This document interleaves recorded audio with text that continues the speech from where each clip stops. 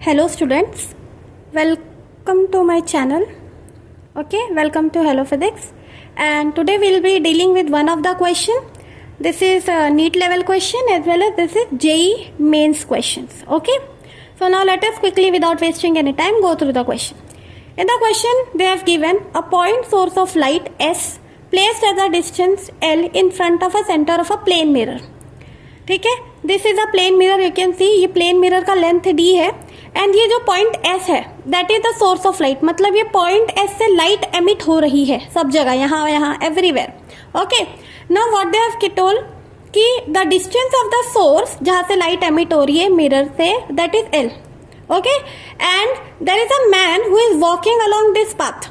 और जब when you are tracing this path you came to know that this is a straight line which is parallel to PQ. Okay, so man is walking on this line and the distance between the man and the mirror is 2L. Okay, so that means man will be starting from here and it will be walking along this line. So अपना question ये है कि ये जो light का source है ये light emit कर रहा है. ओके, सो जो लाइट एमिट कर रहा है उसका रिफ्लेक्शन इस लाइन पे भी कहीं ना कहीं मिलेगा. ठीक है, so we have to find कि एस लाइट का मैक्सिमम एक्सटेंट कहाँ तक जा रहा है, कहाँ तक ये लाइट कैप्चर कर पा रहा है इस लाइन पे. In short, see, this is the plane mirror and this is the source of light which is at distance L. Okay, and there is a man here who is walking on this path.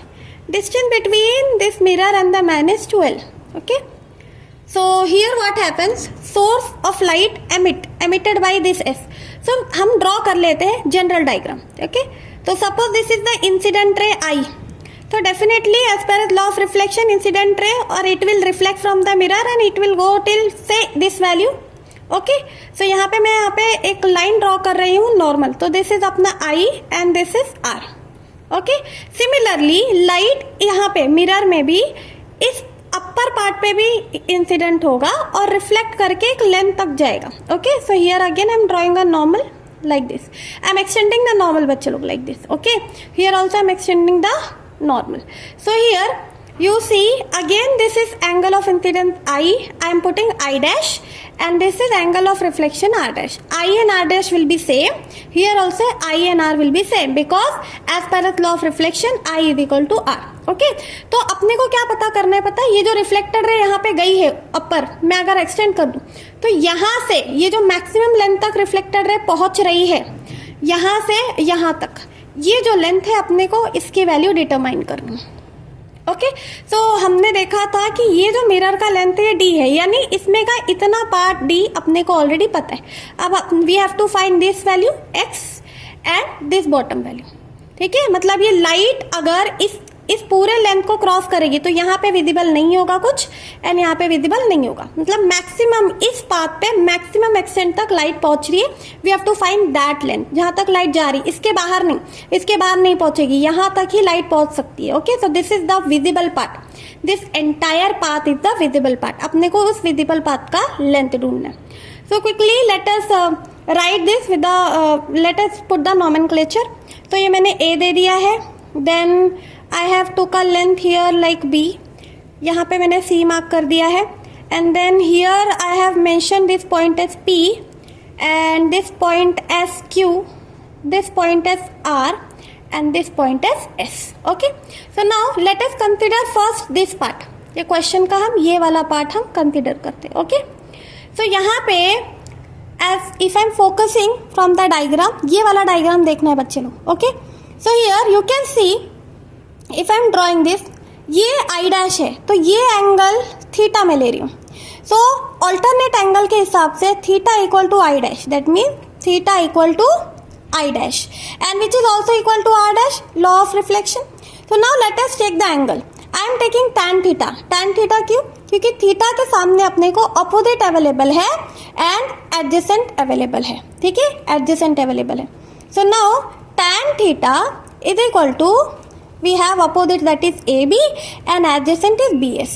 Okay, so AB का length अपने को पता है D/2 है. As per as the diagram आपको दिख रहा है, ये टोटल D है तो ये D/2 है. एंड BS बच्चे लोग अगर इफ यू रिमेम्बर दिस, ये सोर्स का मिरर से जो डिस्टेंस है वो L लिया था हमने. ओके, क्योंकि L दिया गया है क्वेश्चन में, तो एक पॉइंट हो गया. नेक्स्ट हमने देखा tan theta equal to theta equal to I dash, that means tan theta will equal to I dash, tan theta I dash, okay, and same will be equal to tan r dash. तो मैं tan r dash लेती हूँ। क्यों tan r dash लेती हूँ? क्योंकि r dash के सामने ही वो लेंथ है जो अपने को फाइंड आउट करनी, मतलब theta equal to I dash and I dash equal to r dash. So now tan r dash opposite क्या आ गया अपने पास? अपोजिट आ गया PQ अपॉन एडजेसेंट क्या आ गया? एडजेसेंट आ गया AQ। सो PQ अपने को लेंथ ढूंढना है, AQ which is 12 which is already given. So now you can see हमको पता है ये तीनों इक्वल है, that means tan theta will be equal to tan r dash. So I am writing tan theta equal to tan r dash. So here it becomes d by 2 upon l equal to x upon 2l। ठीक है, जब आप इसको solve करोगे तो you will gate x का value as d। Okay, that means ये value आ गई अपनी d, ये जो वैल्यू आ गई ये अपने आ गई d, तो d प्लस g, तो मतलब 2d आ गया है। ओके, 2d आ गया। तो अपने पास ऑप्शन था, if you remember we had option d by 2 and we had option d, we had third option 2d and fourth option 3d। तो डेफिनेटली ये नहीं है और d तो बिल्कुल नहीं, क्योंकि d ऑलरेडी इतना है, तो डेफिनेटली ये पूरा लेंथ इससे तो बड़ा ही है। 2d तो आएगा नहीं, क्योंकि d प्लस g ऑलरेडी अपना 2d हो चुका है, यानी अगर कुछ आएगा तो 2d से ग्रेटर होगा, which is the option 3d। Okay, then too if you want to solve we can solve it. ठीक है, नाउ सिमिलरली हम क्या कर रहे हैं, ये जो वैल्यू है ये वाली, इसको हम ले रहे हैं थीटा 1।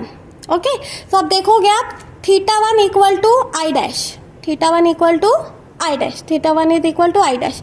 तो हमने लिखा theta 1 equal to I dash which is equal to, sorry I equal to R है, सॉरी ये ऊपर वाला पूरा पार्ट आई डैश है, this is I. Okay, so now we will take tan theta 1 equal to tan i which is equal to tan r। तो again same है, tan theta 1 इसका formula क्या है? Opposite upon adjacent. Okay, so here opposite is what? इसके लिए opposite आ गया BC and adjacent is BS which is equal to, अब हमें क्या लेना? I नहीं लेना, R लेना है। क्यों R लेना है? क्योंकि R ये वाला जो ट्राइंगल है इसमें R है, इसी के सामने का लेंथ अपने को ढूंढना है। तो we will equate this and this. तो tan R की वैल्यू क्या बताएंगे? It will be opposite RS upon RC, RS upon RC. So here BC ये आ जाएगा d by 2 and BS, yes it will be L, and then RS so we have to find, that is the unknown part, and RC is 2L. Again you will get RS which is same as G। ठीक है, अब अपने को ये पूरा length देखो, तो ये अपना D आया था, ये D आया था, और यहाँ पे RS वो भी D आया, तो D it will be 3D। तो 3D is the option. Okay, so आप अगर फिर भी प्रॉपरली करना चाहो तो PQ plus QR plus RS is the total length we are suppose to find. PQ ऊपर आ गया अपने को, देखोगे आप PQ की value that is G, plus QR तो D लिया था, और अभी RS हमने ढूंढा है दैट इज ऑल्सो D। तो it will be 3D the correct answer.